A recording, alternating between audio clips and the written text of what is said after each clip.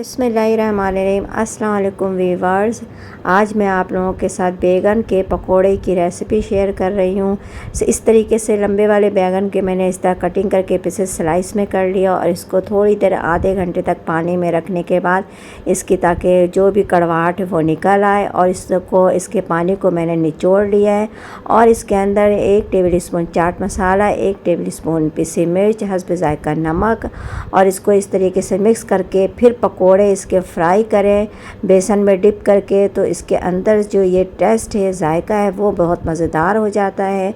इस तरीके से आप लोग भी बनाएं। और क्योंकि अक्सर ये होता है कि सिर्फ बैगन की कटिंग की और पकोड़े में फ्राई कर लिया, और इधर मैंने दरअसल दावत है घर में, अफ्तार पार्टी है, तो इसके लिए मैं कीमा समोसे बेक कर रही हूँ। और ये रोल और ये चीज़ें सब कुछ तैयार कर लिया, उसे फ्राई करना है। बेसन में मैंने यहाँ पे 1 कप बेसन लिया है पकोड़े के लिए, आधा कप आटा, और फ़ाइन आटा चक्के का आटा ले ले, 1 टेबल स्पून कुटी मिर्च या हाफ़ टी स्पून हल्दी, और थोड़ी सी 1 चुटकी अजवाइन, half tea spoon baking powder, और हस्ब थोड़ा सा फूड कलर डाल दें ताकि इसमें कलर आ जाए, और हस्ब ज़ायका नमक। और इसको इस तरीके से खुश्क करके और इसको डीप करके इस तरीके से फ्राई करें। यकीन करें पकोड़े क्रिस्पी और अंदर से जूसी और सॉफ्ट बनेंगे, क्योंकि इसका पानी हमने बिल्कुल निकाल लिया है। और ऐसे फुले फुले पकोड़े बनते हैं और अंदर से टेस्टी भी,